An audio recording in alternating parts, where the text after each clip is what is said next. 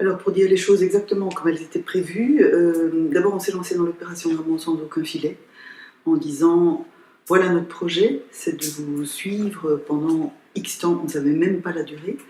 Donc moi j'avais dit 2 mois, 3 mois, 6 mois. Et les seules choses que je peux vous promettre, c'est que vous lirez avant la publication et que si à un moment vous n'êtes plus bien avec le travail, on arrête. Et dans ce cas-là, on ne publie pas, en tout cas votre partie, puisqu'il y avait 2 témoins. Il n'était pas du tout question de faire un livre au départ, et c'était très clairement une demande de la rédaction en chef du Vif qui est venue me demander 2 jours après les attentats s'il était possible d'envisager un travail comme celui-là, parce que, entre autres, je fais beaucoup de portraits aussi au Vif, et que c'est une sorte de continuité dans un travail de portrait, si ce n'est que c'était au long cours, qu'il y avait 2 personnes, et qu'elles sortaient d'une aventure qui était assez peu commune. Ça, c'était le point de départ, c'était vas-y, et puis on verra. Et si rien ne doit être publié, on prend le risque aussi que l'aventure foire. Ce qui est très chouette, parce que c'est pas souvent comme ça. Et donc, on s'est lancé dans l'aventure avec l'objectif de publier dans le Vif uniquement. Sous quelle forme, c'était pas déterminé. Donc là encore, rien n'était clair, ni en termes de pagination, ni en termes de format. Est-ce que ce serait un hors-série? Est-ce que ce serait un numéro spécial? Est-ce que ce serait 20 pages, 30 pages, 40 pages dans le Vif? La rédaction en chef était prête à faire ça. C'était pas déterminé. Donc c'était vas-y, fonce, et puis après on verra bien. Il se fait que par vraiment les hasards de l'histoire, en octobre, la direction générale du Vif a appris l'existence de ce projet et a dès lors suggéré qu'on en fasse un livre, ce qui n'était pas du tout prévu au départ, vraiment. Et puis à partir de là, un premier contact a été pris avec un éditeur qui n'a pas abouti, et puis encore une fois par les hasards de l'histoire, 3 mois après, un éditeur est quasiment tombé du ciel, la naissance du livre. Et donc le travail s'est fait finalement pour clôturer ce livre entre le 18 janvier et le 11 février. Donc ça a été très très court. La matière évidemment on l'avait puisque elle a été récoltée à partir de un peu après les attentats jusqu'à la fin, jusqu'à 1 mois de la commémoration des attentats. La matière était là, c'était encore autre chose de la mettre en forme pour un livre. Mais forcément ça donnait plus d'espace et donc on a pu profiter de ça. Les textes ont été comme promis relus par les 2 interlocuteurs et puis finalement publiés. Le fait que ce soit publié sur un objet qui reste, puisque le Vif, bien sûr, on peut le garder, mais c'est pas la même chose qu'un livre, c'était capital pour eux. Et donc, comme c'était pas prévu au départ, c'était une excellente surprise de se dire ce témoignage va rester dans un format qui peut durer et qui peut tenir 5 ans, 10 ans, 40 ans. C'était capital pour eux dans la reconnaissance de ce par quoi ils étaient passés et dans presque la durée de vie du coup de leur témoignage. C'est comme si elle était plus pérenne que si elle était imprimée uniquement dans le Vif. Est-ce que tu as senti, par rapport au risque et à la possibilité pour eux d'arrêter si jamais ils ne s'y retrouvaient plus, est-ce que ça a failli se produire, ça aurait pu se produire? Est-ce qu'il y a eu des moments où eux-mêmes se sont dit j'hésite à continuer? Jamais. Jamais. Je crois qu'au fur et à mesure du processus, l'intérêt du travail leur est apparu en fait de plus en plus évident. Donc ils se sont lancés pour l'un avec plutôt de la légèreté, pour l'autre avec beaucoup plus de peur et de crainte par rapport aux risques pris, surtout dans le qu'en dira-t-on, c'est-à-dire je parle de gens, je parle de moi de manière extrêmement personnelle, ça va être lu par des tas de gens, des gens que je connais, dont je sais que ce sera bien accepté, mais aussi d'autres qui peuvent arriver avec un jugement et me renvoyer la balle de manière assez violente. Et je ne suis pas prête à assumer ça. Ça, c'était une des craintes qui était formulée, mais avec la garantie de pouvoir arrêter à tout moment, ils ont pris les risques tous les 2. Une fois que le travail a été entamé, à aucun moment, l'un des 2 n'a évoqué l'idée d'arrêter. Par contre, ils ont été de plus en plus demandeurs du travail. C'est-à-dire que dans un premier temps, c'était moi qui, de manière systématique, prenais contact toutes les 3 semaines ou tous les mois avec eux pour qu'ils puissent raconter tout ce qui leur était arrivé pendant ce mois. Et puis ça s'est modifié, c'est-à-dire que régulièrement, c'est eux qui m'appelaient en disant « il m'est arrivé ceci ». Je sors de ma séance psy où j'ai eu une grosse altercation avec mon employeur, ou je sors de chez le médecin conseil, je veux raconter.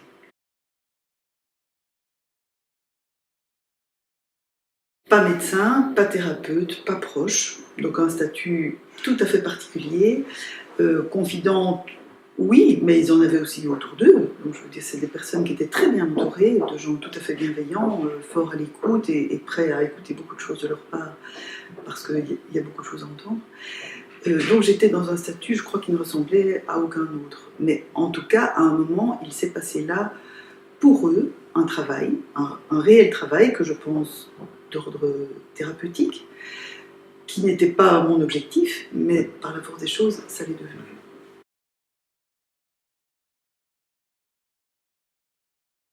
C'est pas normal parce qu'on marche sur des œufs, qu'on est face à des gens qui sortent de quelque chose d'innommable. Donc ça, pour moi, c'était une première.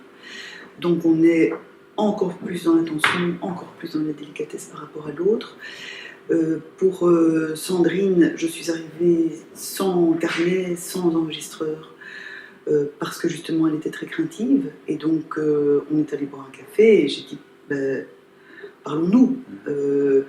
Voilà moi, quelle est ma demande, où en êtes-vous vous, que pouvez-vous accepter, quelles sont vos limites, de quoi avez-vous peur, est-ce que je peux vous rassurer par rapport à ça. Ça, c'était l'entretien préliminaire. Et lors de cet entretien, elle a commencé à raconter malgré tout ce qui lui était arrivé, parce que c'était impossible de taire ça. Par rapport à Tanguy, qui était lui plus décontracté globalement, mais aussi moins touché, en tout cas à première vue, moins touché par les attentats, donc moins blessé physiquement, et préoccupé aussi, puisqu'il avait la charge d'une classe par le sort de tout un groupe, donc il a eu moins le temps de penser à lui au moment des attentats à Zaventem. Par rapport à Tanguy, on a été plus vite dans l'histoire, dans le récit vraiment de ce qui lui était arrivé, après avoir quand même fait un peu connaissance, puisque moi, ces deux personnes, je ne les connaissais pas du tout. Donc simplement avoir dit, ben, qui êtes-vous, quel est votre parcours, quel est votre métier, que faisiez-vous à Zaventem ce jour-là, ou que faisiez-vous à Malbec ce jour-là, quelles étaient les circonstances précises. Donc je dirais, c'était entre l'entretien normal et l'entretien très particulier, c'est très chargé émotionnellement pour eux. Pour moi, je me dis, j'ai pas droit à l'erreur, donc il faut, sans non plus être dans le calcul systématique, mais se dire, la matière est humaine, donc on doit vraiment faire attention à ce qu'on fait. Il ne s'agit pas de démolir ces gens plus qu'ils ne l'ont déjà été, ou de les blesser davantage. Et presque accessoirement, j'ai envie que le projet aboutisse. Donc il ne s'agit pas non plus, en étant maladroit, de le faire capoter un moment, même si au premier entretien, je n'avais aucune idée de où ça allait mener. Aucune.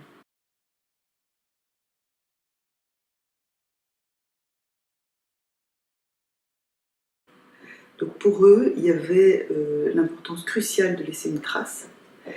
Eux-mêmes disaient, après 6 mois par exemple de rencontre, il y a des choses qu'on a déjà oubliées.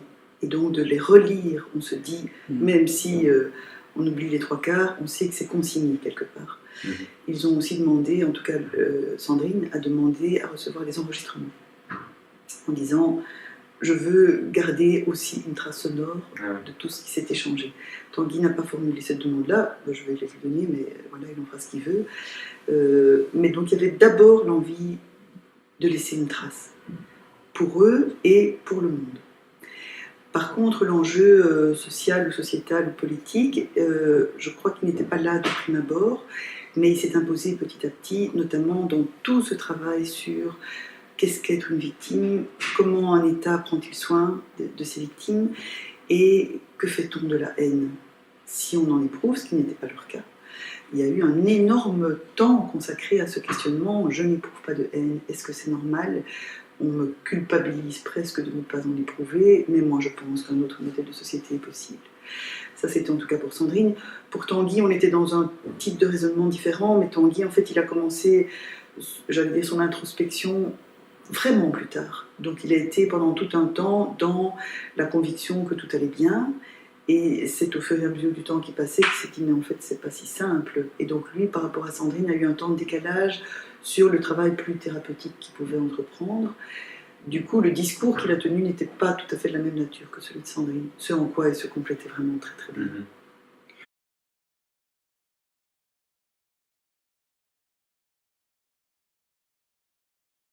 Il y a eu des moments de colère, tout à fait. Il n'y a pas eu de moments de haine, il y a eu des moments de colère. de frustration, d'indignation, très clairement. Mais le fait de travailler sur le temps long, effectivement, a permis de dépasser ces moments-là et puis d'aller vers autre chose, quitte à retomber dans la colère un peu plus tard. C'est un des avantages extraordinaires du temps long. C'est qu'on ne reste jamais là-dedans. Et que s'il y avait une visite qui était plus difficile, la fois d'après, je reposais des questions en disant « Tiens, la dernière fois, vous étiez dans ceci, vous étiez dans cela ». Parfois, il l'avait déjà oublié. Et il disait « J'ai pu dire ça, j'ai pensé ça, en tout cas, je ne suis plus du tout là-dedans maintenant.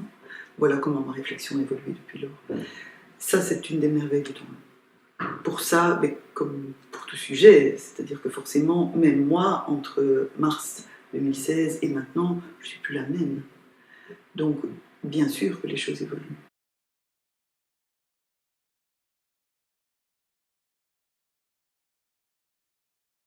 La question du statut des victimes, elle a été omniprésente par ce qu'ils m'ont dit et par toutes les questions qui leur sont en fait tombées dessus au fur et à mesure du temps qui passait.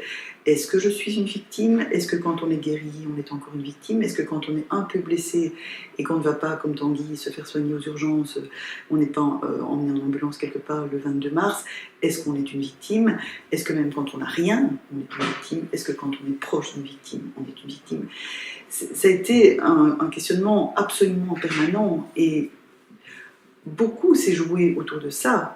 Parce que tant qu'on n'est pas dans l'acceptation qu'on est victime, on peut difficilement se reconstruire aussi. Mais l'accepter est extrêmement difficile. Donc, cette simple acceptation a déjà pris énormément de temps.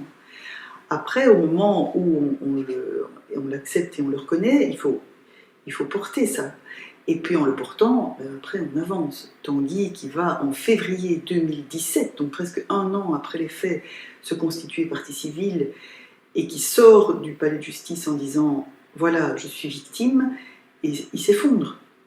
Et on a l'impression que pendant un an, il s'est dit « non, non, non, je ne suis pas victime, je ne suis pas victime, tout va bien ». Et puis il pose cet acte-là, parce que là, pour lui, c'est clairement un acte politique, et il veut être dans le fait de dénoncer les faits et de dire « je n'accepte pas qu'on me fasse ça sans réagir », et donc je me pourvois devant le tribunal, même si les gens sont morts, ne sont pas solvables, etc. Je n'escompte gagner aucun sou dans cette affaire, mais je veux dire, je ne me laisse pas faire, je n'accepte pas, et ma manière de citoyen de protester, c'est de faire ça. Mais c'est terrible, symboliquement, pour quelqu'un qui, pendant un an, a considéré qu'il n'était pas victime, ou à peu près pas, ou presque pas, ou un tout petit peu. Donc, je n'ai pas ni agrandi ni minimisé cette question de la victime, mais elle a été omniprésente. Et c'était une surprise pour moi, je pense pour eux aussi, de voir la place que cette question-là a prise, vraiment.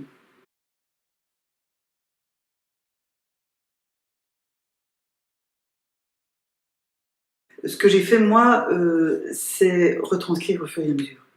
Donc, en général, une semaine après l'entretien, tout était retranscrit, mais de manière totalement brute. Donc il n'y avait à ce moment-là aucune sélection de rien, aucun travail d'écriture. C'était juste retaper les infos avec les dates. C'est tout ce que j'ai fait. Et puis le rythme, évidemment, sur la fin, il s'est très fortement accéléré. Donc à partir du moment où, même en décembre, je me suis dit, ben, dans 3 mois, on sort dans le vif, il s'agit quand même de commencer à remettre les choses un peu nettes. Donc là, d'abord, les rencontres ont été beaucoup plus fréquentes avec les victimes et le travail de correction avec eux a été beaucoup plus intense. Donc là, on s'est vu beaucoup plus qu'une fois par semaine, et puis il y avait aussi, qu'une fois toutes les 3 semaines, pardon. Puis il y avait aussi des échanges de mails, beaucoup, ou des coups de fil. J'ai envoyé, moi, un premier texte brut en septembre, aux 2 victimes en disant, enfin non, je leur ai proposé à ce moment-là, est-ce que vous voulez relire? Donc il y en a un qui dit, moi je ne vais pas relire, et Sandrine m'a dit, c'est trop tôt. Et donc j'ai encore travaillé avec eux pendant, je crois, 2 mois, et quand Sandrine m'a dit, moi je suis prête à relire, je crois que c'était en novembre, là j'ai commencé à retravailler vraiment sur la forme, parce que ce que j'avais tapé comme ça, c'était impossible de lui envoyer. Donc là j'ai vraiment commencé à trier, enlever toutes les redondances, mettre les choses davantage en forme, mais avec le respect de leurs paroles. C'est-à-dire que ce livre, moi, je considère que ce n'est pas moi qui l'ai écrit. Les phrases qui sont dedans, c'est eux qui les ont prononcées. Et parfois, j'ai réécrit plutôt pour une question de forme, ou parce qu'il y avait 3 fois le même mot de manière trop proche dans le récit. Mais c'est tout. Donc la seule partie que j'ai réellement écrite moi, c'est la préface. Ça, c'est moi. Ça, je le porte, je le signe, c'est à moi. Le reste, c'est à eux. J'ai servi de plume, mais c'est à peu près tout. Et le fait d'imbriquer les deux récits, ça s'est imposé de manière très évidente depuis le début. C'est-à-dire que moi, je me suis dit, en ayant entendu tout ce que j'avais entendu, si je fais un récit du 22 mars jusqu'à un an plus tard, on espère qu'on va vers quelque chose de plus léger. Je dis bien on espère. Si c'est pour terminer de manière plus légère et qu'à la page d'après, on recommence par un attentat, pour le lecteur, c'est insupportable. Et donc je me suis dit, ben, on va les mélanger. Par contre, ce que j'ai fait très longtemps, c'est travailler les deux séparément. D'abord parce que chacun n'était censé lire que sa partie, et que c'était plus facile pour moi en termes de logique de suivre une personne à la fois et puis l'autre. Je ne cache pas que j'ai eu un peu de frisson quand même au moment où j'ai dû mixer les deux, et je me suis dit, qu'est-ce que ça va donner ? Qu'est-ce que ça va donner, tant en termes de dates, par exemple, est-ce qu'on ne va pas avoir 10 dates de la même personne, rien de l'autre pendant ce temps-là ? Est-ce que ça va bien s'intercaler pour que ce soit plus ou moins juste, même si Sandrine parle plus que Tanguy ? Et puis, qu'est-ce que ça va donner en fluidité dans la lecture ? Et je trouve que ça donne bien. C'est-à-dire que quand j'ai commencé, je me suis dit, ça va, je ne suis pas heurtée. Moi, j'avais travaillé avec la même police de caractère, mais des couleurs différentes. Forcément, ça aide fort, et dans le livre, comme tout est noir, on a dû travailler autrement. Mais je trouvais que ça se suivait, en tout cas. J'ai eu depuis lors des retours de gens qui disent c'est difficile parce qu'on s'attache chaque fois au personnage et on termine un paragraphe et bardaf, à la date d'après, on retombe chez le suivant. On doit chaque fois se repositionner. Et puis, il disait généralement, c'est dur au début, mais en fait, finalement, ça nous arrange, parce qu'il y a des moments qui sont éprouvants, et donc de savoir qu'on va pouvoir, entre guillemets, se reposer avec quelqu'un d'autre, à un moment casser un moment qui est trop fort, pour passer à quelqu'un qui vit autre chose, qui peut être soit aussi fort, mais dans un genre différent, soit beaucoup plus léger, ça allège, on a besoin d'un moment de respiration. Ça, moi, je n'avais pas mesuré au départ. Mais dans les faits, c'est ce que je constate pour moi à la lecture, et c'est ce que m'envoient la plupart des lecteurs aussi.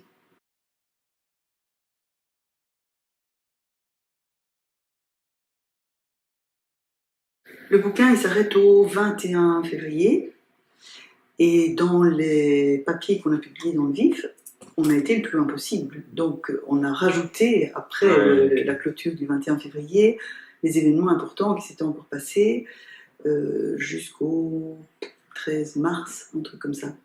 Donc, j'ai pas eu l'impression de faire l'impasse sur des choses capitales par rapport à ça. Mais je continue à les voir maintenant. C'est-à-dire que c'était absolument inimaginable de s'arrêter comme ça, en disant bah, ça y est, il y a un an passé, c'est terminé. D'autant que le 22, ou même encore plus sûrement le 23, tous les deux se sont réveillés en disant mais en fait, rien n'a changé. Il y a un an qui s'est passé, on a beaucoup misé sur le fait de tenir un an, aussi parce qu'on dit symboliquement, il faut un an pour faire le deuil. Mais nous, on se réveille le 23 mars, et en fait, c'est pas très différent d'avant-hier. Et l'histoire n'est pas finie.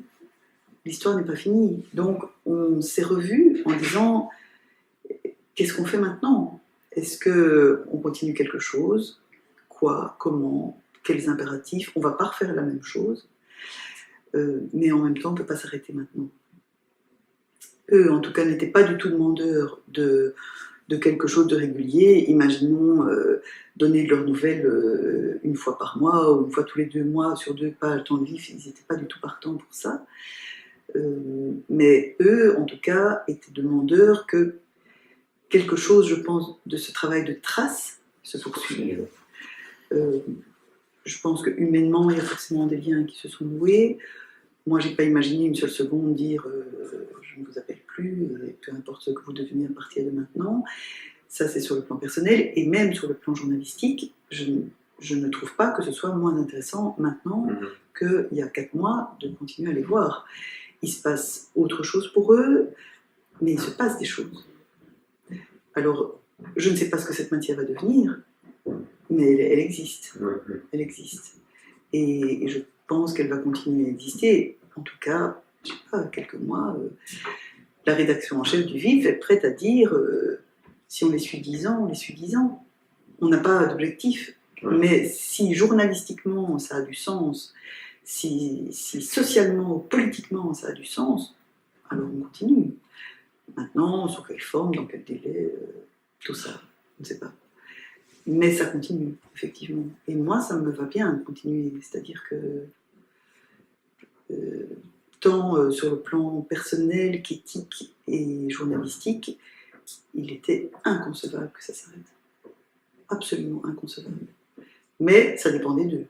Donc, on s'est vus à 3, ce qui était une première, parce qu'on ne s'était jamais vus à 3 avant, notamment pour faire la fête, et aussi pour poser cette question-là. Et leur souhait allait aussi dans ce sens-là.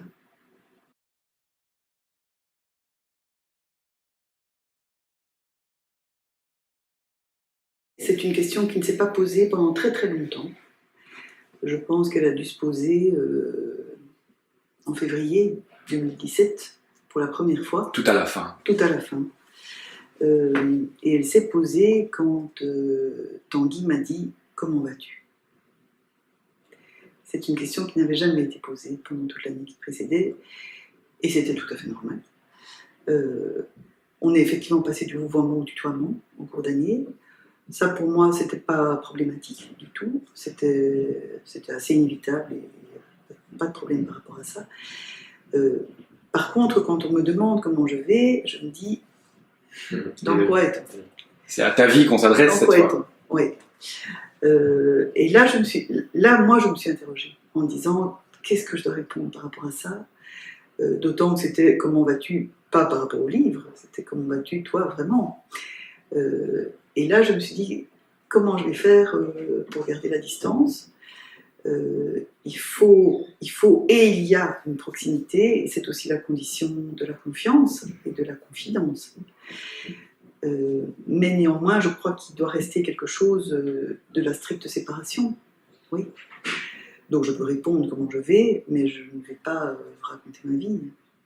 Ça non. Parce que tu sais que tu restes malgré tout la journaliste aussi, qui est dans ce travail-là. Et je pense que si tout à coup je commençais à raconter ma vie, on changerait de registre, et que je ne serais plus que la confidente, ou même l'amie, et il se fait que je serais une amie qui écrit. Mais moi, c'est pas ça mon rôle. Je dois être une journaliste qui peut être proche. Pour moi, c'est ça la différence.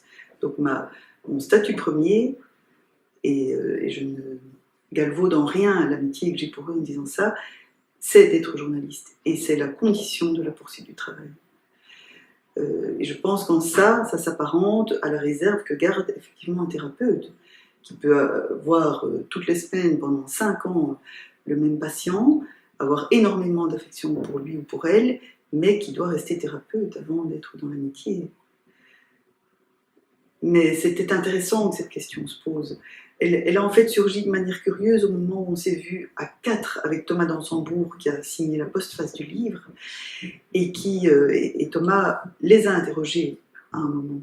Et là, Tanguy a dit « Mais au fond, c'est vrai, Laurence, en 1 an, pas une seule fois je ne t'ai demandé comment tu vas. » Et là, j'ai eu vraiment l'impression que quelque chose se déclenchait. Je me suis dit « Ah, nous y voilà. » Est-ce que c'est le signe qu'on est revenu à égalité et qu'on n'est plus dans ce rapport, celui qui parle et celui qui écoute, ou bien est-ce qu'on est dans le risque de basculement vers une relation interpersonnelle qui est super, mais qui, à mon avis, n'a pas lieu d'être dans ce travail. Voilà, c'est là que la question a surgi.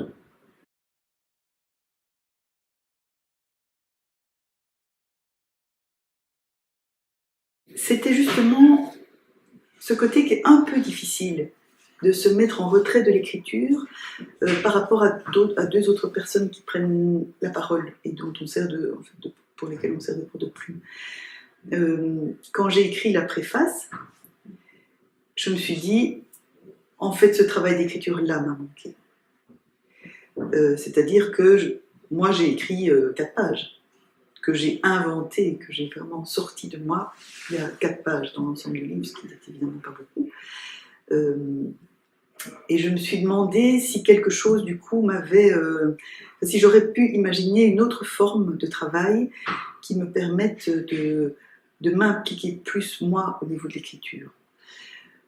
je ne pense pas. Enfin, je pense que par rapport à un sujet comme celui-là, par rapport à un travail comme celui-là, il y aurait eu une espèce de soit d'indécence, soit de prétention à pouvoir raconter ça à leur place. À mettre en scène presque à mettre en scène leur propre vécu. Pas fictionnalisé, mais Scénarisé. oui, il y aurait presque eu ça. Construire. Oui, il y aurait en tout cas eu une reconstruction, il y aurait eu des choix, il y aurait des coupures. Et donc ça, moi, je n'ai même pas pensé à ça. Mais après coup, je me suis dit, tiens, est-ce que quelque chose d'autre aurait été possible comme travail? Et ma conclusion, c'est non. Par contre, je me suis vraiment dit, en faisant cette préface, quelque chose m'a manqué, moi, à titre personnel, en termes de place pour dire comment moi j'avais vécu les choses. Et choisir les mots. Puisque dans l'ensemble du livre, ce n'est pas moi qui choisis les mots. Ça c'est un manque que j'ai vraiment ressenti. Et quand je pensais à une éventuelle suite, je me disais peut-être que la suite pourrait justement prendre cette forme-là. C'est-à-dire non pas quelque chose qui soit réapproprié et où je prendrais les éléments qui m'intéressent pour en faire un roman ou un essai ou que sais-je, que j'écrirais moi-même, mais en tout cas un travail dans lequel mon écriture aurait plus de place. Par pur plaisir, quoi. Enfin, par pure envie d'écrire pour moi.